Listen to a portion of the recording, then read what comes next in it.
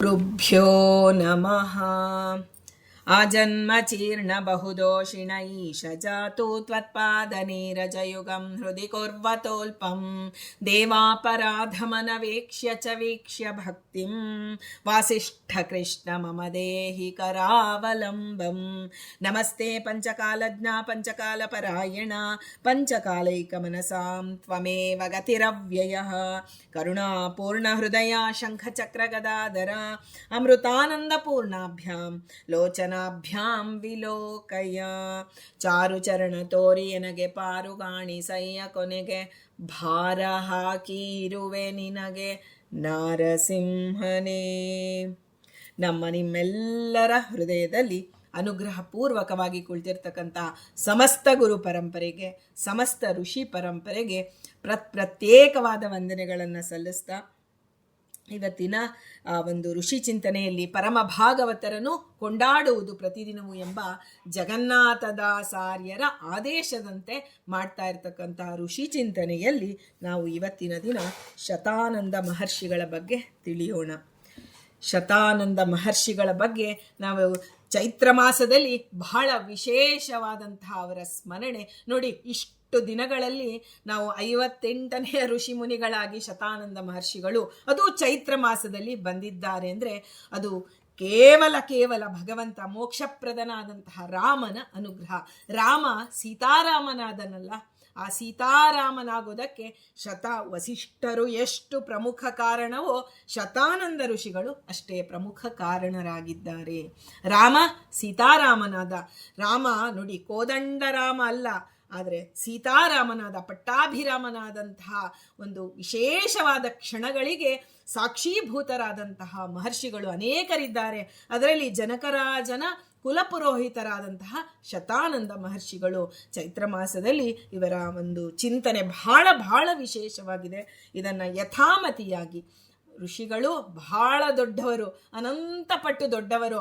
ಆದರೆ ಅವರ ಒಂದು ಸಣ್ಣ ಮಗು ಹೇಗೆ ಇಡೀ ಬಾಳೆ ಎಲೆ ತುಂಬ ಅಡಿಗೆ ಊಟ ಬಡಿಸಿದ್ರು, ಅದು ತನಗೆ ಎಷ್ಟು ಸಾಧ್ಯವೋ ಅಷ್ಟೇ ತೆಗೆದುಕೊಳ್ಳುವಂತೆ ನಾವು ನಮ್ಮ ಯಥಾಮತಿಯಾಗಿ ಯಥಾಯೋಗ್ಯತೆಯಾಗಿ ಅವರನ್ನು ತಿಳಿಯೋಣ. ಶತಾನಂದರು ಗೌತಮ ಮಹರ್ಷಿಗಳ ಪುತ್ರರಾಗಿದ್ದಾರೆ. ಅಂದರೆ ಅಹಲ್ಯ ಮತ್ತು ಗೌತಮ ಮಹರ್ಷಿಗಳ ಪುತ್ರರು. ಅದರಲ್ಲೂ ಗೌತಮ ಗೋತ್ರದವರು ಇವತ್ತು ವಿಶೇಷವಾಗಿ ಕೇಳಬೇಕಾದಂತಹ ಎಲ್ಲ ಋಷಿ ಮುನಿಗಳ ಯಾವ ಗೋತ್ರದಲ್ಲಿ ನಾವು ಬಂದರೋ ಅವರ ಉಪಕಾರವನ್ನು ನಾವು ಪಡೆದೇ ಇದ್ದೀವಿ. ಬಹಳ ವಿಶೇಷವಾದಂತಹ ಇವರ ಚಿಂತನೆಯನ್ನು ಮನಪೂರ್ವಕವಾಗಿ ಕೇಳೋಣ. ಇವಳು ಅಹಲ್ಯಾದೇವಿ. ನಾವು ಅಹಲ್ಯಾದೇವಿಯ ಬಗ್ಗೆನೂ ತಿಳಿದಿದ್ವಿ ಹಿಂದೆ. ಮುದ್ಗಲ ಋಷಿಗಳ ಒಂದು ಚಿಂತನೆ ಮಾಡ್ತಾ ಮುದ್ಗಲ ಮಹರ್ಷಿಗಳ ಪುತ್ರಿ ಅಹಲ್ಯಾದೇವಿ ಅಂತ ನಾವು ತಿಳಿದಿದ್ದೇವೆ. ದಿವೋದಾಸನ ಸಹೋದರಿ ಅಂತಲೂ ತಿಳಿದಿದ್ದೇವೆ. ಇನ್ನೂ ಕೆಲವು ಕಡೆ ಬ್ರಹ್ಮನ ಮಾನಸ ಪುತ್ರಿ ಅಂತಲೂ ಹೇಳ್ತಾರೆ. ಆದರೆ ಹರಿವಂಶದ ಪ್ರಕಾರ ವಿಂಧ್ಯಾಶ್ವ ಮತ್ತು ಮೇನಕೆಯರ ಪುತ್ರಿ ಅಹಲ್ಯೆಯಾಗಿದ್ದಾಳೆ. ಇಂತಹ ಮಹರ್ಷಿ ದಂಪತಿಗಳ ಪುತ್ರರಾಗಿ ಜನಿಸಿದವರು ಶತಾನಂದ ಮಹರ್ಷಿಗಳು. ಅವರ ಹೆಸರೇ ನೋಡಿ, ಆ ಹೆಸರನ್ನು ಹೇಳೋದಕ್ಕೆ ನಮ್ಗೆ ಆನಂದ. ಅಂದರೆ ಸುಖ ಬೇರೆ, ಆನಂದ ಬೇರೆ. ಈಗ ನಾವು ಆನಂದೋತ್ಸವ ಅಂತ ಮಾಡ್ತೀವಿ, ಸುರತೋತ್ಸವ, ಭಾಗವತದೆಲ್ಲ ಬರುತ್ತೆ ಆನಂದೋತ್ಸವ ಅಂತ. ಆನಂದಕ್ಕೆ ಆಪೋಸಿಟ್ ವರ್ಡೇ ಇಲ್ಲ, ಆದರೆ ಸುಖಕ್ಕೆ ಆಪೋಸಿಟ್ ವರ್ಡ್ ಇದೆ, ದುಃಖ ಇದೆ. ಸುಖ ಅನ್ನೋದು ತ್ರಿಗುಣಗಳಿಂದ ಸಿಗುವಂಥದ್ದು. ಆದರೆ ಆನಂದ ಅನ್ನೋದಿದೆಯಲ್ಲ, ಬಿಂಬರೂಪಿ ಭಗವಂತ ಕೊಡುವಂಥದ್ದು ಆನಂದ, ಅದು ಶತಾನಂದ ಮಹರ್ಷಿಗಳು ಅಂತ. ಹೆಸರು ತಂದೆ ತಾಯಿಗಳ ಹೆಸರು ಎಂತಹ ಒಂದು ಆನಂದ ಅಂದರೆ ಮೋಕ್ಷಪ್ರದನಾದಂತಹ ರಾಮ ಅವರ ಹೇಳಿದಂತೆ ತನ್ನ ವಿವಾಹದಲ್ಲಿ ಅವರನ್ನ ಪ್ರಮುಖರನ್ನಾಗಿ ಮಾಡಿಕೊಂಡ ಅಂತಂದ್ರೆ ಆ ಋಷಿಗಳ ಮುನಿಗಳ ಒಂದು ಮಹತ್ವ ಎಷ್ಟಿರಬೇಕು ಅಂತ ನಾವು ಊಹಿಸಬಹುದು. ಹಿಂದೆ ಏನಾಯಿತು, ಗೌತಮರ ಶಾಪದಿಂದ ಅಹಲ್ಯೆ ಶಿಲೆಯಾಗಿ ಬಿಟ್ಲು. ನಮಗೆ ಇದೆಲ್ಲ ಕಥೆ ಗೊತ್ತಿದೆ. ಆದರೆ ಗೌತಮರು ಯಾಕೆ ಅಹಲ್ಯೆಗೆ ಶಾಪ ಕೊಡಬೇಕಾಗಿತ್ತು? ನಾವೆಲ್ಲ ಹೇಳ್ತೀವಿ ನೋಡಿ, ಅಹಲ್ಯೆಗೆ ಗೌತಮರ ವಿಯೋಗವಾಗಿತ್ತು ಅಂತ. ಆದರೆ ಯಾರು ಸ್ವರಮಣರಲ್ಲ, ಗೌತಮರಿಗೂ ಅಹಲ್ಯೆ ವಿಯೋಗವಾಗಿತ್ತು. ಯಾಕೆ? ಎಲ್ಲರೂ ಪರಸ್ಪರ ಹೆಣ್ಣಿಗೆ ಗಂಡು ಬೇಕು, ಗಂಡಿಗೆ ಹೆಣ್ಣು ಬೇಕು. ಆದರೆ ಭಗವಂತ ಒಬ್ಬನೇ ರೀ. ಅವನು ಆ ಒಂದು ಒಳಗಡೆಯಿಂದ ಸ್ವರಮಣನಾಗಿದ್ದಾನೆ. ಅವನಿಗೆ ಯಾರ ಅಪೇಕ್ಷೆನೂ ಇಲ್ಲ. ತನ್ನ ಲಕ್ಷ್ಮೀದೇವಿಯಲ್ಲಿ ತನ್ನ ಲಕ್ಷ್ಮೀ ಅನ್ನುವಂತಹ ಆ ಒಂದು ಸ್ತ್ರೀ ರೂಪವನ್ನು ಇಟ್ಟು ರಮಿಸ್ತಾನೆ. ಲಕ್ಷ್ಮೀದೇವಿಗೆ ಆನಂದ ಕೊಡುವ ಸಲುವಾಗಿಯೇ ಹೊರತು ಭಗವಂತನನ್ನ ಲಕ್ಷ್ಮೀ ರಮಣ ಅಂತ ನಾವು ಹೇಳ್ತೀವಿ. ಅಲ್ಲಿ ನೋಡಿ ದೀರ್ಘ ಬರುತ್ತೆ, ಲಕ್ಷ್ಮೀ, ಅಲ್ಲಿ ಲಕ್ಷ್ಮೀ ಸುಚಿರಾಂಗದ ಅಂತ ವಿಷ್ಣು ಸಹಸ್ರನಾಮ. ಲಕ್ಷ್ಮೀ ಅಂದ್ರೆ ಆ ಒಂದು ಭಗವಂತನ ಇನ್ನೊಂದು ರೂಪವೇ ಆಗಿದೆ. ಅದಕ್ಕೆ ಜಗನ್ನಾಥದಾಸರು ನಮಗೆ ಹೇಳ್ತಾರೆ ನೋಡಿ, ಶ್ರೀ ರಮಣಿಕರ ಕಮಲ ಪೂಜಿತ ಅಂದ್ರು. ಶ್ರೀ ಅಂದ್ರೇನೆ ಗೊತ್ತಾಗತ್ತೆ ಮಹಾಲಕ್ಷ್ಮಿ ಅಂತ ಹೇಳಿ, ಆದರೆ ರಮಣಿ ಅನ್ನೋದನ್ನ ಯಾಕೆ ಸೇರಿಸಿದ್ರು? ಹಾಗಾದ್ರೆ ಶ್ರೀ ಬೇರೆ ರಮಣಿ ಬೇರೆನಾ ಅಥವಾ ಶ್ರೀರಮಣಿ ಒಂದೇನಾ ಅಂತ ನಮಗೆ ಪ್ರಶ್ನೆ ಬಂದಾಗ, ರಮು ಆನಂದೇ ಅಂತ. ರಮಣಿ ಅಂದ್ರೆ ಆನಂದ ಕೊಡುವವಳು. ಆನಂದ ಕೊಡುವವಳು ಯಾರು? ಆ ಲಕ್ಷ್ಮೀ ಅನ್ನುವಂತಹ ಆ ಲಕ್ಷ್ಮೀದೇವಿ ಅನ್ನುವ ಜೀವನಲ್ಲಿ ಇದ್ದು ಭಗವಂತ ಕೊಡೋದಕ್ಕಾಗಿ ತನ್ನ ರೂಪವನ್ನ ಇಟ್ಟಿದ್ದಾನಲ್ಲ, ಆ ರೂಪದಿಂದ ತನ್ನಿಂದ ತಾನೇ ಪೂಜಿತ ಅಂತ ಜಗನ್ನಾಥದಾಸರು ನಮಗೆ ಹೇಳ್ತಿರೋದು. ಶ್ರೀ ಅಂದ್ರೆ ಏನು? ಶ್ರಯತೆ ಇತಿ ಶ್ರೀಹಿ. ಶ್ರಯತೆ ಅಂದ್ರೆ ಆಶ್ರಯಿಸಿದ್ದಾಳೆ. ಜೀವಳು ಯಾರು? ಆ ಲಕ್ಷ್ಮೀದೇವಿಯನ್ನು ತಗೊಂಡ್ರು ನೋಡಿ. ಅಧಿಷ್ಠಾನ ಇಲ್ಲದೆ ಭಗವಂತ ಯಾರಿಗೂ ಅನುಗ್ರಹ ಮಾಡೋದಿಲ್ಲ. ಲಕ್ಷ್ಮೀದೇವಿಯ ಅಧಿಷ್ಠಾನದಲ್ಲಿ ಇದ್ದು ನಮಗೆ ಅನುಗ್ರಹ ಮಾಡ್ತಾನೆ. ನಮಗೆ ಲಕ್ಷ್ಮೀ ಅಂದ್ರೆ ಕೇವಲ ಜೀವ, ಸಜ್ಜೀವನ ಸ್ವತಂತ್ರ ಲಕ್ಷ್ಮಿ ಅನ್ನೋ ಜೀವನ ಚಿಂತನೆ ಬರಬಹುದು. ಆದರೆ ಒಳಗಿರ್ತಕ್ಕಂಥ ಆ ಭಗವಂತನ ಚಿಂತನೆ ಬರಬೇಕು ಅಂತ ತಿಳಿದು ಜಗನ್ನಾಥದಾಸರು ಹರಿಕಥಾಮೃತ ಸಾರದಲ್ಲಿ ಶ್ರೀರಮಣಿ ಅಂತ ಹೇಳಿದ್ದಾರೆ. ಅದನ್ನು ಹೇಳುವಾಗೆಲ್ಲ ನಮಗೆ ಭಗವಂತನ ಸ್ಮರಣೆ ಬರಬೇಕು. ರಮಣಿ, ರಮು ಆನಂದೆ ಅಂತ ಹೇಳಿ ಕೊಡುವಂತಹ ಈ ಚಿಂತನೆ ಬರಬೇಕು. ಹೀಗೆ ಗೌತಮರಿಗೆ ಅಹಲ್ಯೆಯ ವಿಯೋಗ ಆಗಿತ್ತು. ಅಹಲ್ಯೆಗೆ ಆದರೆ ಪ್ರಧಾನವಾಗಿ ಜನ ಹೇಳೋದೇನು? ಅಹಲ್ಯೆಗೆ ಗೌತಮರ ವಿಯೋಗವಾಯಿತು. ಹಾಗೆ ಇಬ್ಬರಿಗೂ ಪರಸ್ಪರ ವಿಯೋಗವಾಗಿತ್ತು ಅನ್ನೋದು ಸರಿಯಾದ ಮತ. ಆಗ ಹಿಮಾಲಯಕ್ಕೆ ತಪಸ್ಸಿಗೆ ಹೊರಟು ಬಿಡ್ತಾರೆ ಗೌತಮರು. ಕೇವಲ ಅಷ್ಟು ಶಾಪ ಕೊಟ್ಟು ಹಾಗೆ ಹೋಗೋದಿಲ್ಲ ಗೌತಮರು. ಅವಳು ಯಾರ ಕಣ್ಣಿಗೂ ಕಾಣದಂತೆ ಶಿಲಾರೂಪದಲ್ಲಿ ಇದ್ಲು. ಅಂದ್ರೆ ಶಿಲೆಯೇ ಆಗಿಲ್ಲ, ಜಡ ಆಗಲ್ಲ. ಜೀವ ಯಾವತ್ತೂ ಜಡ ಆಗಲ್ಲ. ನಾವೇನ್ ಅನ್ಕೊಂಡ್ವಿ? ಕಲ್ಲು ಹೋಗ್ಬಿಟ್ಲು, ಒಂದ್ ಕಡೆ ಕಲ್ಲು ಬಿದ್ದಿತ್ತು, ಕಲ್ಲಿನಂತೆ ಇದ್ದಳು.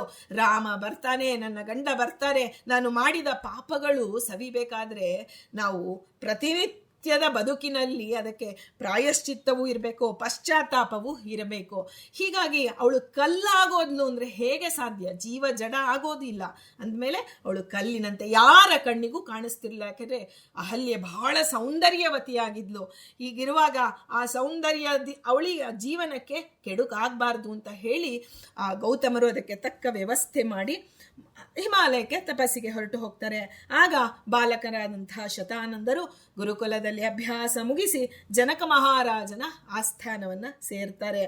ಶತಾನಂದರನ್ನ ಶತಾನಂದರು ಮಹರ್ಷಿಗಳು ಜೊತೆಗೆ ರಾಜರ್ಷಿ ಯಾರು? ಜನಕ ಮಹಾರಾಜನು.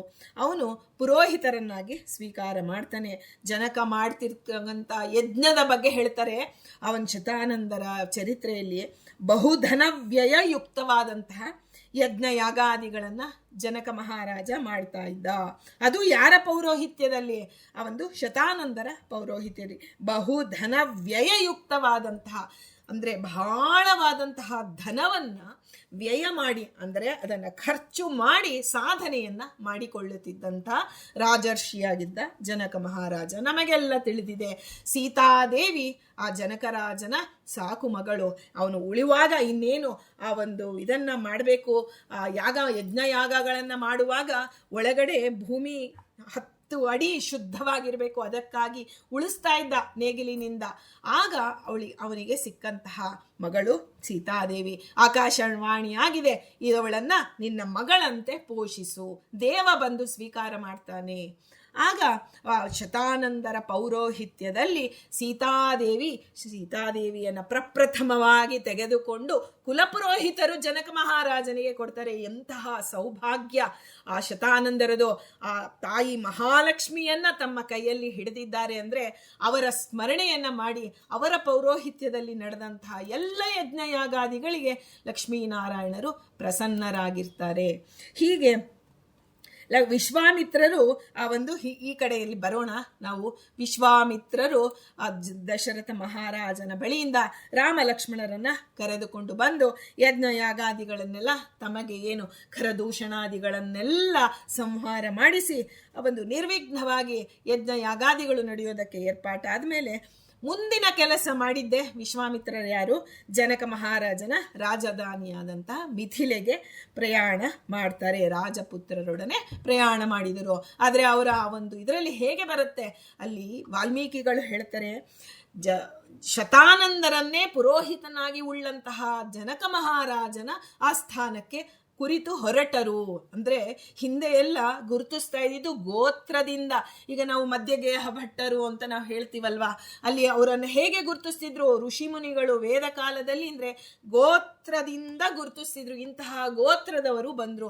ನಮಗೆಲ್ಲ ಈಗ ಹೆಸರು ಪ್ರಧಾನವಾಗಿದೆ, ವೃತ್ತಿ ಪ್ರಧಾನ. ನೋಡಿ, ಅವ್ರು ಇದು ಲೆಕ್ಚರರು, ಅವ್ರು ಪೊಲೀಸ್ ಇನ್ಸ್ಪೆಕ್ಟರ್, ಈ ತರ ವೃತ್ತಿಯಿಂದ ನಾವು ಒಬ್ಬರನ್ನ ಗುರುತಿಸ್ತೀವಿ. ಆದ್ರೆ ವೇದ ಕಾಲದಲ್ಲಿ ಪುರೋಹಿತರ ಮೂಲಕ ಗುರುತಿಸ್ತಾ ಇದ್ರು ರಾಜರನ್ನ, ಗೋತ್ರದ ಮೂಲಕ ಸಜ್ಜನರನ್ನ, ಸಾಧಕರನ್ನ ಗುರುತಿಸ್ತಾ ಇದ್ರು. ಹಾಗೆ ಶತಾನಂದರನ್ನೇ ಪುರೋಹಿತರನ್ನಾಗಿ ಉಳ್ಳಂತಹ ಜನಕ ಮಹಾರಾಜನ ರಾಜಧಾನಿಯಾದ ಮಿಥಿಲೆಗೆ ಪ್ರಯಾಣ ಮಾಡಿದ್ರು ವಿಶ್ವಾಮಿತ್ರರು ಅಂತ ಬರುತ್ತೆ. ಹೀಗೆ ಆ ದಾರಿಯಲ್ಲಿ ವಿಶ್ವಾಮಿತ್ರರ ಆದೇಶದಂತೆ ವಿಶ್ವಾಮಿತ್ರರು ಪ್ರಾರ್ಥನೆ ಮಾಡ್ಕೋತಾರೆ, ರಾಮ ಈ ಒಂದು ಆಶ್ರಮ, ಇಲ್ಲೇ ಗೌತಮರ ಆಶ್ರಮ ಇದೆ, ನೀನು ಬರಬೇಕು. ನೋಡಿ, ರಾಮ ಒಂದೊಂದು ಹೆಜ್ಜೆ ನಡೆದು ಸಜ್ಜನರನ್ನ ಬಂದು ಉದ್ಧಾರ ಮಾಡಿದಂಥ ರಾಮರೂಪ. ನಾವು ಸ್ವಾಮಿ ಕೃಷ್ಣ ಹಾಗಲ್ಲ, ಕೃಷ್ಣ ತನ್ನ ದುಷ್ಟರನ್ನೆಲ್ಲ ಸಂಹಾರ ಮಾಡ್ಬೇಕಾದ್ರೆ ತಾನು ಎಲ್ಲಿದ್ನೋ ಅಲ್ಲಿಗೆ ಕರ್ಸ್ಕೊಂಡ. ಜರಾಸಂಧನಂತೂ 18 ಬಾರಿ ಅವನು ತನ್ನ ಎಲ್ಲ ದುಷ್ಟರನ್ನ ಕರೆದುಕೊಂಡು ಬರೋದು, ಸೋಲಿಸಿ ಕಳಿಸೋದು ಕೃಷ್ಣ. ಆದರೆ ರಾಮ ಹಾಗಲ್ಲ, ಸಜ್ಜನರು ಎಲ್ಲಿ ಇರ್ತಾರೋ ಅಲ್ಲಿ ತಾನೇ ಬಂದು ಅನುಗ್ರಹ ಮಾಡುವಂತ ಪರಮ ಕರುಣಾಶಾಲಿ. ಅದು ದುಷ್ಟ ಅನಿಷ್ಟ ನಿವೃತ್ತಿ ರೂಪ ಕೃಷ್ಣ. ಆದ್ರೆ ಇಷ್ಟ ಪ್ರಾಪ್ತಿ ರೂಪ. ನಾವೆಲ್ಲಿದ್ದೀವೋ ಅಲ್ಲಿಗೆ ಬಾಗಿಲು ತಟ್ಟಿ ರಾಮ ಗುರುಗಳೊಂದಿಗೆ ಬಂದಿದ್ದಾನೆ ಅಂದ್ರೆ ಆ ಒಂದು ಚಿಂತನೆ ನಮ್ಮ ಮನಸ್ಸು ನವಿರೇಳಿಸ್ಬೇಕು, ಹೌದಲ್ವಾ? ಭಗವಂತ ಆ ಒಂದು ವಿಶ್ವಾಮಿತ್ರರ ಒಂದು ಇದರಂತೆ ಪ್ರಾರ್ಥನೆಯಿಂದ ರಾಮ ಬಂದಿದ್ದಾನೆ.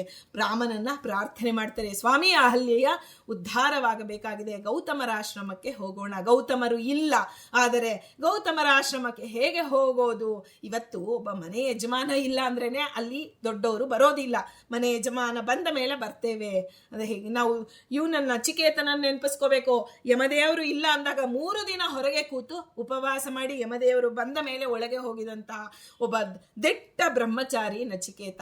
ಹಾಗೆ ಒಬ್ಬ ಯಜಮಾನ ಇಲ್ಲ ಅಂದ್ರೆ ಬರೋದಿಲ್ಲ. ಆದ್ರೆ ಗೌತಮರ ಆಶ್ರಮಕ್ಕೆ ಹೇಗೆ ಕರೆದುಕೊಂಡು ಬಂದ್ರು ವಿಶ್ವಾಮಿತ್ರರು ಅಂದ್ರೆ ಗೌತಮ ಮತ್ತು ಅಹಲ್ಯೆಯರ ಉದ್ಧಾರವಾಗಬೇಕಾಗಿದೆ, ಹರಿಚಿತ್ತ ಇದೆ ಅಂತ ಹೇಳಿ ಕರೆದುಕೊಂಡು ಬಂದಿದ್ದಾರೆ.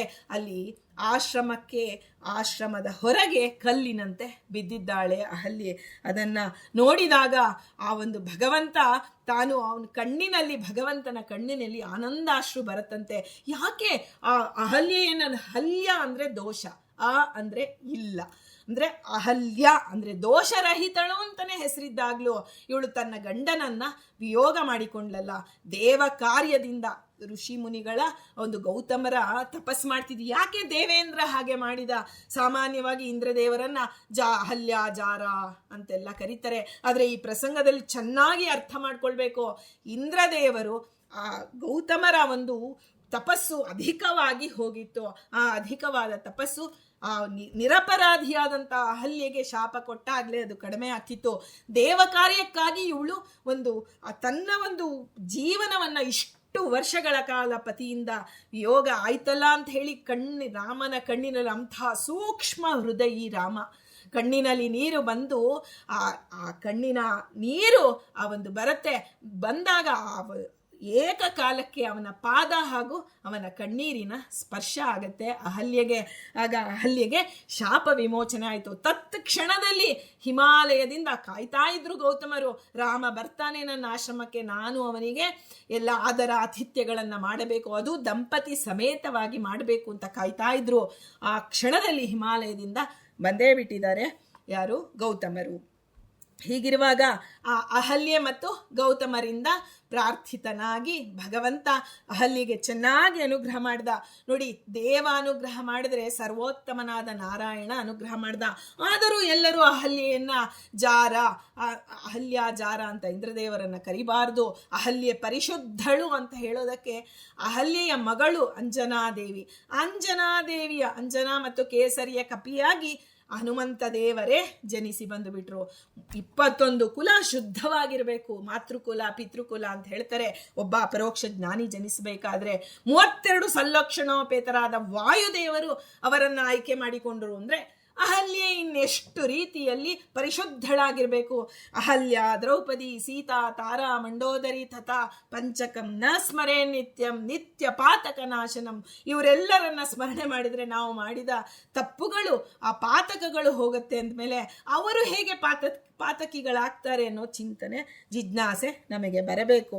ಹೀಗೆ ಎಲ್ಲ ಅಹಲ್ಯ ಗೌತಮರ ಒಂದು ಸಂಯೋಗ ಆಯಿತು. ಅವರೆಲ್ಲರನ್ನ ಅನುಗ್ರಹ ಮಾಡಿ ಆ ಮುಂದೆ ರಾಮ ಲಕ್ಷ್ಮಣರನ್ನ ವಿಶ್ವಾಮಿತ್ರರು ಜನಕರಾಜನ ಆಶ್ರಮದ ಕುರಿತು ಹೊರಡ್ತಾರೆ.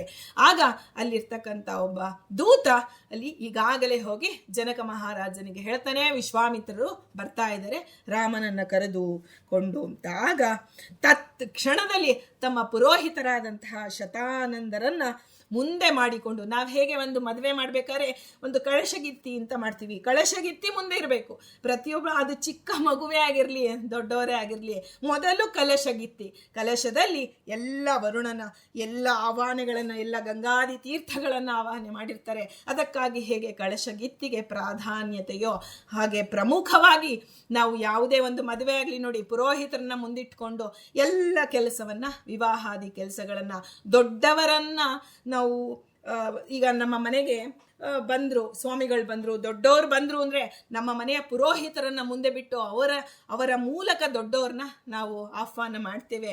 ಹಾಗೆ ರಾಜ ಶತಾನಂದರನ್ನ ಮುಂದೆ ಮಾಡಿಕೊಂಡು ರಾಮನನ್ನ ಪೂಜಾ ಸಾಮಗ್ರಿಗಳೊಂದಿಗೆ ಸಂತೋಷ ಹಾಗೂ ವಿನಯದಿಂದ ಮಹರ್ಷಿಗಳನ್ನ, ರಾಮನನ್ನ ಸ್ವಾಗತ ಮಾಡ್ತಾರೆ ಶತಾನಂದರು. ಕಣ್ಣಾರ ನೋಡ್ತಾರೆ ಶತಾನಂದರು ರಾಮನನ್ನ. ಹೇಗೆ ರಾಮ ಅಂದ್ರೆ ರಮು ಆನಂದೆ, ಆ ನೋಡಿದ ಕ್ಷಣದಲ್ಲಿ ಆನಂದ ಕೊಡುವಂತಹ ರಾಮನಿದ್ದಾನೆ. ಅಂತಹ ರಾಮನನ್ನ ಪುಟ್ಟ ಬಾಲಕ, ಅಂತಹ ಬಾಲಕನನ್ನು ನೋಡಿದಾಗ ಭಗವಂತ ಶ್ರೀರಾಮ ಭಗವಂತನೇ ಬಂದಿದ್ದಾನೆ ಅಂತ ಹೇಳಿ ಜನಕ ಮಹಾರಾಜನಿಗೂ ಅರಿವು ಮಾಡಿಕೊಟ್ಟು ತಾವು ಸಂತೋಷದಿಂದ ರಾಮನಿಗೆ ಎಲ್ಲ ರೀತಿಯ ಸ್ವಾಗತವನ್ನು ಬಯಸ್ತಾರೆ, ಕುಶಲ ಪ್ರಶ್ನೆಗಳನ್ನು ಮಾಡ್ತಾರೆ. ವಿಶ್ವಾಮಿತ್ರರು ಕರೆದುಕೊಂಡು ಬಂದು ರಾಮಲಕ್ಷ್ಮಣರನ್ನ ದಾರಿಯಲ್ಲಿ ಏನೇನು ನಡೀತು ಎಲ್ಲವನ್ನ ಸುವಿಸ್ತಾರವಾಗಿ, ನಮ್ಮಲ್ಲಿ ನೋಡಿ ಯಾರಾದರೂ ಬಂದರೆ ಅವ್ರು ಹೇಗೆ ಇವ್ರು ಹೇಗೆ ಅಂತ ನೂರಾರು ಜೀವ ಜಡಗಳ ಬಗ್ಗೆ ಪ್ರಶ್ನೆ ಮಾಡ್ತೀವಿ. ಹಿಂದೆ ಋಷಿ ಮುನಿಗಳು ಪ್ರಶ್ನೆ ಹೇಗೆ, ದೇವ ಯಾರನ್ನ ಉದ್ಧಾರ ಮಾಡಿದ ಅಂತ ಹೇಳಿ ಆ ಒಂದು ಶತಾನಂದರು ಪ್ರಶ್ನೆ ಮಾಡ್ತಾರೆ. ಅದು ಮಾಡೋದಕ್ಕೆ ಮುಂಚೆನೇ ವಿಶ್ವಾಮಿತ್ರರಿಗೆ ಗೊತ್ತು, ಅಹಲ್ಯ ಗೌತಮರ ಮಗ ಶತಾನಂದರು ತನ್ನ ತಂದೆ ತಾಯಿ ಒಂದುಗೂಡಿದ್ದನ್ನ ಮಗನಿಗೆ ತಿಳಿಸಬೇಕಾಗಿದೆ.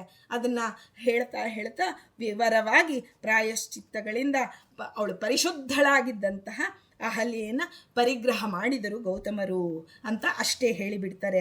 ಆಗ ತನ್ನ ತಂದೆ ತಾಯಿ ಒಂದುಗೂಡಿದ್ರು ಅಂತ ಕೇಳಿದ ತಕ್ಷಣವೇ ರೋಮಾಂಚನವಾಗುತ್ತೆ. ಮೊದಲೇ ರಾಮನನ್ನ ನೋಡಿ ಆನಂದ ಪಟ್ಟರು ಶತಾನಂದರು, ಈಗ ನಿಜವಾಗಿ ಶತಾನಂದರೇ ಆಗಿಬಿಡ್ತಾರೆ. ಶತ ಅಂದ್ರೆ 100 ಅಂತ ಅಷ್ಟೇ ಅಲ್ಲ, ಶತ ಅಂದ್ರೆ ಅನಂತ ಅಂತ ಅರ್ಥ.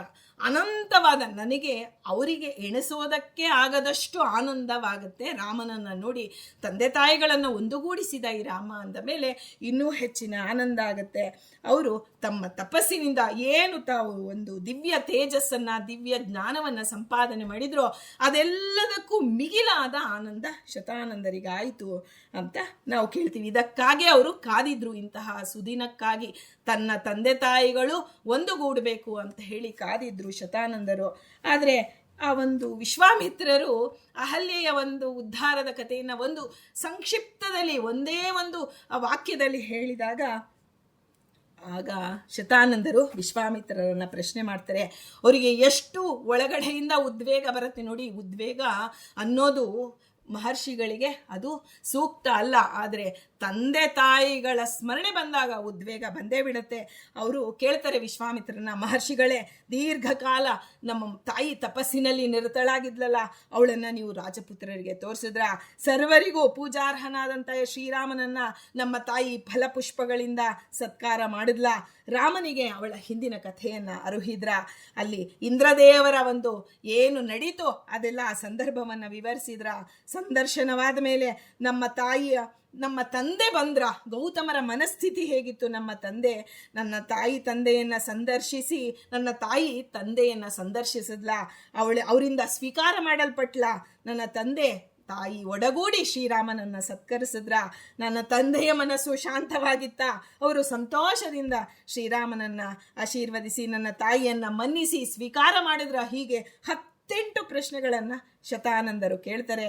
ಆಗ ಎಲ್ಲ ವಿವರವಾಗಿ ತಿಳಿಬೇಕು ಅನ್ನೋ ಆಸೆಯಿಂದ ಇಷ್ಟೆಲ್ಲ ಪ್ರಶ್ನೆ ಕೇಳಿದ್ರೆ ವಿಶ್ವಾಮಿತ್ರರು ಹೇಳ್ತಾರೆ. ಆವಾಗ ನೋಡಿ, ಮುನಿಶ್ರೇಷ್ಠರೇ ಅಂತ ಒಂದು ಪ್ರಯೋಗ ಮಾಡ್ತಾರೆ.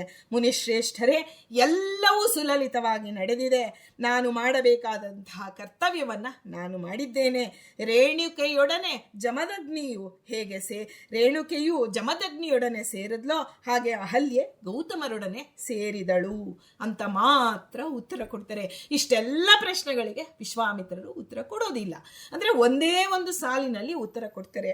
ಅದರಲ್ಲಿ ಮುನಿಶ್ರೇಷ್ಠ ಅನ್ನುವ ರೀತಿಯಲ್ಲೇ ಸಂಬೋಧನೆಯಲ್ಲೇ ಅವ್ರು ಹೇಳ್ತಾರೆ, ಮಹಾ ತಪಸ್ವಿಗಳು ಶತಾನಂದರು. ಆದರೆ ಎಲ್ಲ ವಿಷಯವನ್ನು ತಮ್ಮ ತಪೋಬಲದಿಂದಲೇ ಅರಿಯಬಹುದು. ಆದರೆ ಅತಿಯಾದ ವ್ಯಾಮೋಹ ಯಾವತ್ತೂ ಸಲ್ಲದು. ಕರ್ಮಾನುಸಾರ ಬಂದ ಸಂಬಂಧಗಳಲ್ಲಿ ಅತಿಯಾದ ವ್ಯಾಮೋಹ ಸಲ್ಲದು ಅಂತ ಹೇಳಿ ಒಂದು ತಾವು ಬುದ್ಧಿ ಹೇಳ್ತಾರೆ ನೋಡಿ. ಅದಕ್ಕೆ ಕೃಷ್ಣ ಹೇಳ್ತಾನಲ್ಲ, ಆ ಒಂದು ವಾಚನಿಕ ತಪಸ್ಸು ಅಂತ, ಸತ್ಯಂ ಪ್ರಿಯ ಹಿತಂಚ ಯತ್ ಅಂತ.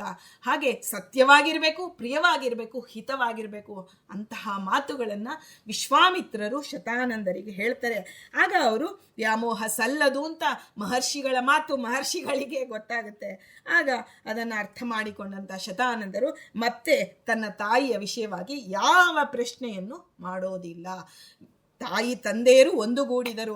ಹೇಗೆ ರೇಣುಕೆ ಜಮದಗ್ನಿಯೊಡನೆ ಸೇರಿದಳು ಅಂದರೆ, ರೇಣುಕಾದೇವಿ ಅವಳು ತಪ್ಪು ಅಂತ ಹೇಳಿ ಅವಳು ಬೇರೆಯವರನ್ನ ನೆನಪಿಸಿಕೊಂಡಿಲ್ಲ. ರೇಣುಕಾದೇವಿ ಯಾರೋ ಗಂಧರ್ವ ಆ ಒಂದು ತನ್ನ ಅಪ್ಸರಾಸ್ತ್ರೀಯರೊಡನೆ ಹೋಗ್ತಿದ್ದಾಗ ತಾನೂ ತನ್ನ ಗಂಡ ಈ ರೀತಿ ಇರಬೇಕು ಅಂತ ಅವಳು ಅಂದುಕೊಂಡಿದ್ದಕ್ಕೆ ಅದು ಮಹಾಪರಾಧ ಆಗೋಯ್ತು.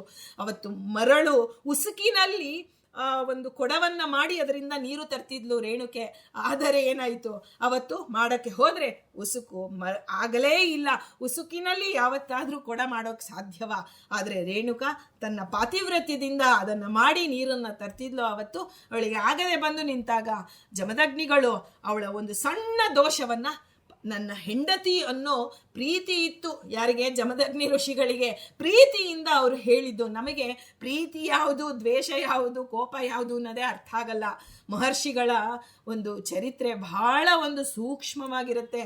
ಜಮದಗ್ನಿಗಳು ಹೇಳ್ತಾರೆ, ಒಂದು ಸಣ್ಣ ತಪ್ಪನ್ನು ಯಾಕೆ ಇಟ್ಕೋಬೇಕು, ನನ್ನ ಹೆಂಡತಿ ಪರಿಶುದ್ಧಳಾಗಿರ್ಬೇಕು ಅಂತ ಹೇಳಿ ಪರಶುರಾಮ ದೇವರಿಗೆ ಹೇಳ್ತಾರೆ, ಇವಳ ತಲೆಯನ್ನ ಕಡಿ. ಅಂದರೆ ಆ ತಲೆಯಲ್ಲಿ ಏನು ಚಿಂತನೆ ಬಂತಲ್ಲ, ಯಾವ ಒಂದು ಅಂಗದಿಂದ ಇವಳಿಗೆ ಪಾಪ ಆಯಿತು ಅದನ್ನು ಕಡಿದು, ಯಾಕೆ ಕೈ ಮಾಡಬೇಕಿತ್ತು, ಕೈಯೋ ಕಾಲೋ ಕಟ್ ಮಾಡು ಅಂತ ಹೇಳ್ಬೋದಿತ್ತಲ್ಲ. ಇಲ್ಲ, ಶಿರಶ್ಛೇದನ ಮಾಡಿಬಿಡು.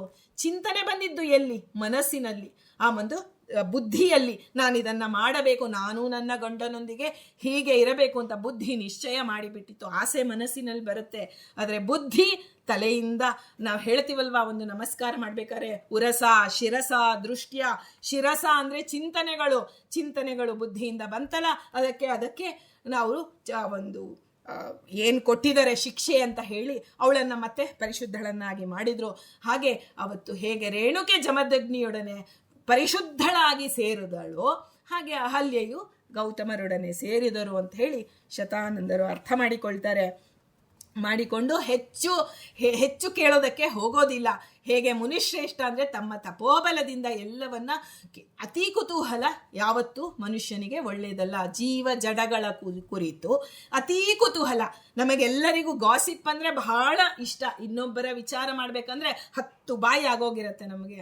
ಆದರೆ ಋಷಿಗಳು ಹೇಳ್ತಾರೆ, ನೀವು ದೇವನ ಬಗ್ಗೆ ಮಾಡುವಾಗ ದೀರ್ಘವಾದ ಜಿಜ್ಞಾಸೆ ಮಾಡಿ, ಜೀವ ಜಡಗಳ ಬಗ್ಗೆ ಸಂಕೋಚವಾಗಿ ಮಾತನಾಡಿ ಅನ್ನೋದನ್ನ ಋಷಿಗಳು ಹೇಳಿಕೊಟ್ಟಿದ್ದಾರೆ ಶತಾನಂದರಿಗೆ. ನಾವು ಮಹರ್ಷಿಗಳು ಅಂದಾಗ ಅವರು ಕಲಿಯುವುದಕ್ಕೂ ಸಿದ್ಧ, ಕಲಿಸುವುದಕ್ಕೂ ಸಿದ್ಧ.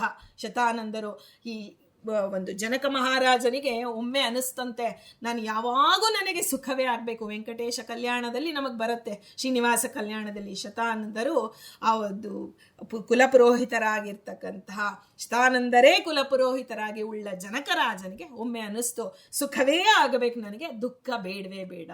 ಹಾಗಂದುಕೊಂಡು ರಾತ್ರಿ ಮಲಗಿದಾನೆ. ಮರು ಕ್ಷಣದಲ್ಲಿ ಅವನಿಗೆ ದೇವ ಆ ಒಳಗಡೆ ಆ ಕನಸಿನ ಮೂಲಕ ದುಃಖದ ರಾಶಿಯನ್ನೇ ಕೊಟ್ಬಿಟ್ಟ. ತಮ್ಮ ಕುಶಧ್ವಜ ಮರಣ ಹೊಂದಿದ, ಎಲ್ಲ ಅವನ ಮಕ್ಕಳು, ತನ್ನ ಮಕ್ಕಳು ಎಲ್ಲರನ್ನ ಕರೆದುಕೊಂಡು ಅವನು ದುಃಖದಿಂದ ಕೂತಿದ್ದಾನೆ. ಜನಕ ಮಹಾರಾಜ, ನಾನು ವೃದ್ಧಾಪ್ಯದಲ್ಲಿ ಇದ್ದೇನೆ, ಹೇಗೆ ಈ ಮಕ್ಕಳಿಗೆಲ್ಲವನ್ನ ವರನನ್ನ ನಾನು ಹುಡುಕೋದು ಅಂತ ಹೇಳಿದಾಗ ಶತಾನಂದರು ಬಂದ್ರು ಅಂತ ನಾವು ಕೇಳ್ತೀವಿ. ಶತಾನಂದರು ನೋಡಿ, ಅಲ್ಲಿ ತಾವು ಮಹರ್ಷಿಗಳ ಮಾತಿನಿಂದ ಅವರು ಆ ಒಂದು ವಿದ್ಯೆಯನ್ನ ಅವರನ್ನ ಒಪ್ಪಿಕೊಂಡ್ರು. ನೋಡಿ, ನಮಗೂ ಅಷ್ಟೇ, ಯಾರಾದರೂ ಒಂದು ಒಳ್ಳೆ ಮಾತು, ಬುದ್ಧಿ ಮಾತು ಹೇಳಿದ್ರೆ ಅದನ್ನ ತಗೊಳ್ಬೇಕು. ಬುದ್ಧಿ ಹೇಳುವಂತ ಪ್ರಸಂಗ ಬಂದ್ರೆ ನಾವು ಹೇಳಬೇಕು ಅನ್ನೋದನ್ನ ನಮಗೆ ಶತಾನಂದರು ತಿಳಿಸಿಕೊಟ್ಟಿದ್ದಾರೆ. ಜನಕ ಮಹಾರಾಜನಿಗೆ ಎಲ್ಲ ದೀರ್ಘವಾಗಿ ಎಲ್ಲವನ್ನ ಹೇಳಿದರು ಅಂತ ನಮಗೆ ಆ ಒಂದು ಇದರಲ್ಲಿ ಬರುತ್ತೆ ಶ್ರೀನಿವಾಸ ಕಲ್ಯಾಣದಲ್ಲಿ. ಇಂತಹ ಶತಾನಂದರು ಶ್ರೀರಾಮನೊಡನೆ ಮೊದಲಿಗೆ ಮಾತನಾಡಬೇಕು ಅಂತ ಆಸೆ ಪಡ್ತಾರಂತೆ. ಸ್ವಾಮಿ, ನಿನ್ನ ನೋಡಿದರೆ ಆನಂದ, ಆದರೆ ನಿನ್ನೊಡನೆ ಮಾತನಾಡಬೇಕು ಅಂತ ಅವರ ಮನಸ್ಸಿಗೆ ಅನ್ನಿಸ್ತಂತೆ. ಆಗ ಆ ಮಾತನಾಡಬೇಕು ಅಂದ್ರೆ ಹೇಗೆ ಮಾತನಾಡೋದು? ರಾಮನನ್ನ ಭಗವಂತನೊಂದಿಗೆ ಮಾತನಾಡಬೇಕಾದ್ರೆ ಎಂತಹ ಮಹರ್ಷಿಗಳು ತಡಬಡಾಯಿಸ್ಬಿಡ್ತಾರೆ. ಆದರೆ ಅವ್ರು ಹೇಳ್ತಾರೆ, ವಿಶ್ವಾಮಿತ್ರರನ್ನ ಮುಂದಿಟ್ಟುಕೊಂಡಂತಹ ಶ್ರೀರಾಮನೊಂದಿಗೆ ಮಾತು ಪ್ರಾರಂಭ ಮಾಡ್ತಾರೆ. ಹೇಗೆ ಮಾಡ್ತಾರೆ ಅಂದ್ರೆ, ಆ ಒಂದು ತಮ್ಮ ವಿಶ್ವಾಮಿತ್ರರ ಮಹಿಮೆಯನ್ನ ಹೇಳ್ತೇನೆ. ವಿಶ್ವಾಮಿತ್ರರ ಶಿಷ್ಯರು ವಿಶ್ವಾಮಿತ್ರರನ್ನ ಅತ್ಯಂತ ಗೌರವದಿಂದ ಕಾಣ್ತಾ ಇದ್ರು ಶತಾನಂದರು. ಹಾಗಾಗಿ ವಿಶ್ವಾಮಿತ್ರರ ಚರಿತ್ರೆಯನ್ನ, ಸ್ವಾಮಿ ನಾನು ತಿಳಿದುಕೊಂಡಿದ್ದನ್ನ ನಿನಗೆ ಹೇಳಬೇಕು ಅಂತ. ನೋಡಿ, ದೇವನ ಬಳಿ ನಾವು ಮಾತನಾಡಬೇಕಾದ್ರೆ ನಾವು ಋಷಿ ಮುನಿಗಳ ಚಿಂತನೆಯನ್ನ, ಸ್ವಾಮಿ ರಾಮ ನಿನ್ನೊಂದಿಗೆ ಮಾತನಾಡಬೇಕು, ನಿನ್ನನ್ನು ನೋಡಬೇಕು ಅಂದ್ರೆ ರಾಮ ಹೇಳ್ತಾನಂತೆ, ನೀನು ಏನು ನನ್ನವರ ಬಗ್ಗೆ ಹೇಳು, ಭಾಗವತರ ಬಗ್ಗೆ ಹೇಳು. ಆ ಭಾಗವತರ ಬಗ್ಗೆ ಹೇಳಿದಾಗ, ಈಗ ನೋಡಿ, ನಮ್ಮ ಬಗ್ಗೆ ಹೇಳೋಕ್ಕಿಂತ ನಮ್ಮ ಮಕ್ಕಳ ಬಗ್ಗೆ ಯಾರು ಮಾತಾಡ್ತೀವಿ ಅಂದ್ರೆ ನಾವು ಖುಷಿಯಾಗಿ ಇರೋ ಕೆಲಸ ಎಲ್ಲ ಬಿಟ್ಟು ಕೂತ್ಕೋತೀವಿ, ನನ್ನ ಮಗು ಬಗ್ಗೆ ಏನೋ ಹೇಳ್ತಾರೆ. ಹಾಗೆ ತಾವನು ರಾಮ ಹೇಳ್ತಾನಂತೆ, ನನ್ನ ಕೂಸುಗಳ ಬಗ್ಗೆ ನೀನೇನ್ ತಿಳಿದಿದ್ಯಾ, ಮಹರ್ಷಿಗಳ ಬಗ್ಗೆ ತಿಳಿದಿದ್ಯಾ, ಅದನ್ನ ಹೇಳು, ನಾನು ಕೇಳ್ತೇನೆ ಅಂತ ಅವತ್ತು ಶತಾನಂದರು ತೋರಿಸಿಕೊಟ್ಟಿದ್ದು. ರಾಮನೊಂದಿಗೆ ಮಾತನಾಡಬೇಕಾದ್ರೆ ಆ ಒಂದು ವಿಶ್ವಾಮಿತ್ರರ ಚರಿತ್ರೆಯನ್ನ ಹೇಳ್ತಾರೆ. ಆ ಸಮಯದಲ್ಲಿ ಪುರೋಹಿತರು ಯಾರು ಎಲ್ಲರೂ ಇದ್ರು, ಜನಕ ಮಹಾರಾಜನಿಂದ ಮೊದಲುಗೊಂಡು ಎಲ್ಲರೂ ಶತಾನಂದರ ಮಾತನ್ನ ಆಲಿಸಿದರು. ಈಗ ನಾವು ಎಷ್ಟೋ ಮಾತುಗಳನ್ನ ಆಡ್ತಾ ಇರ್ತೀವಿ ಮನೆಯಲ್ಲಿ, ನಮ್ಮ ಮಾತು ಕೇಳೋರೇ ಇರೋದಿಲ್ಲ. ಆ ಮಕ್ಕಳು ಅವ್ರ ಪಾಡಿಗೆ ಅವ್ರು ಏನೋ ಮಾಡ್ಕೋತಾ ಇರ್ತಾರೆ. ನಾವು 10 ಸಲ ಕರೆದ್ರು ಅವರು ತಮ್ಮ ಕೆಲಸದಲ್ಲೇ ಮುಳುಗಿರ್ತಾರೆ.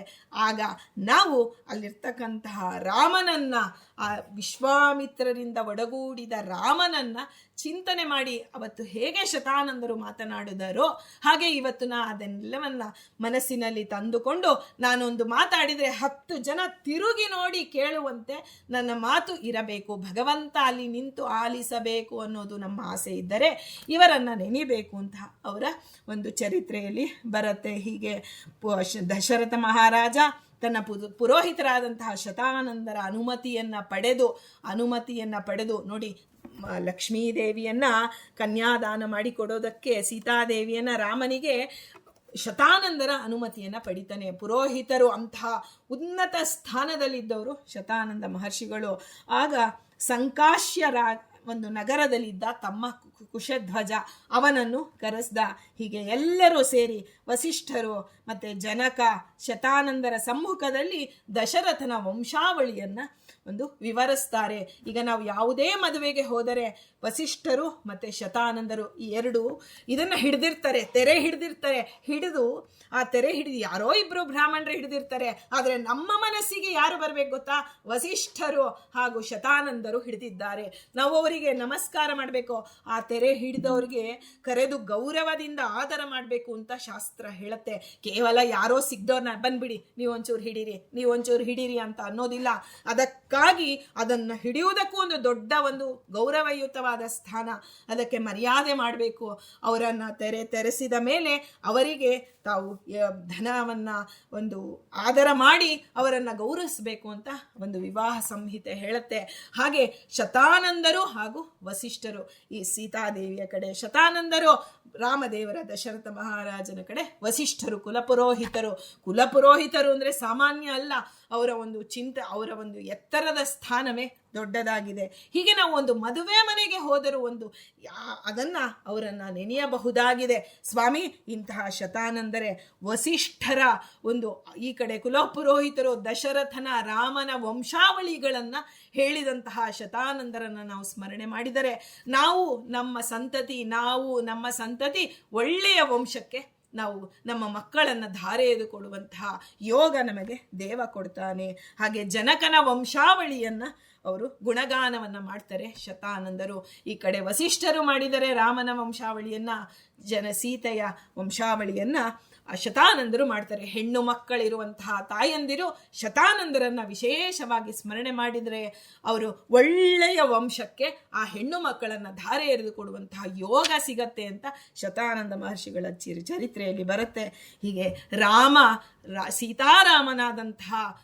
ಕ್ಷಣವನ್ನ ಸಾಕ್ಷಾತ್ತಾಗಿ ಎದುರಿಗೆ ನಿಂತು ನೋಡಿ ಆನಂದ ಪಟ್ಟಂತಹ ಋಷಿ ಮುನಿಗಳು ನಮ್ಮ ಶತಾನಂದರು. ಹೀಗೆ ವಿಶ್ವಾಮಿತ್ರರು, ವಸಿಷ್ಠರು, ಶತಾನಂದರು ಎಲ್ಲರ ಸಮಕ್ಷಮದಲ್ಲಿ ಸೀತಾರಾಮರ ಕಲ್ಯಾಣವಾಗಿದೆ. ಈಗ ಶತಾನಂದರಿಗೆ ಚಿರಕಾರಿ ಅನ್ನೋ ಒಬ್ಬ ಸಹೋದರನೂ ಇದ್ದಾನೆ ಅಂತ ನಾವು ತಿಳಿತೀವಿ. ಆದರೆ ಇದೆಲ್ಲವೂ ಪುರಾಣಾಂತರದಲ್ಲಿ ಬೇರೆ ಬೇರೆ ಇದೆ. ನಮಗೆ ಎಲ್ಲಿ ಗುರುಗಳು ಹೇಗೆ ಹೇಳಿಕೊಟ್ಟಿದ್ದಾರೋ ಯಥಾಮತಿಯಾಗಿ ಶತಾನಂದರನ್ನ ಸ್ಮರಣೆ ಮಾಡಿ, ಚೈತ್ರ ಮಾಸದಲ್ಲಿ ಶತಾನಂದ ಮಹರ್ಷಿಗಳನ್ನ ಸ್ಮರಣೆ ಮಾಡಿ ಸೀತಾರಾಮರ ಕಲ್ಯಾಣವನ್ನ ಮಾಡಿಸಿದಂತಹ ಮಹರ್ಷಿಗಳ ಮುಖ್ಯ ಪ್ರಾಣ ಅಂತರ್ಗತ ಶ್ರೀಕೃಷ್ಣಾರ್ಪಣಮಸ್ತು.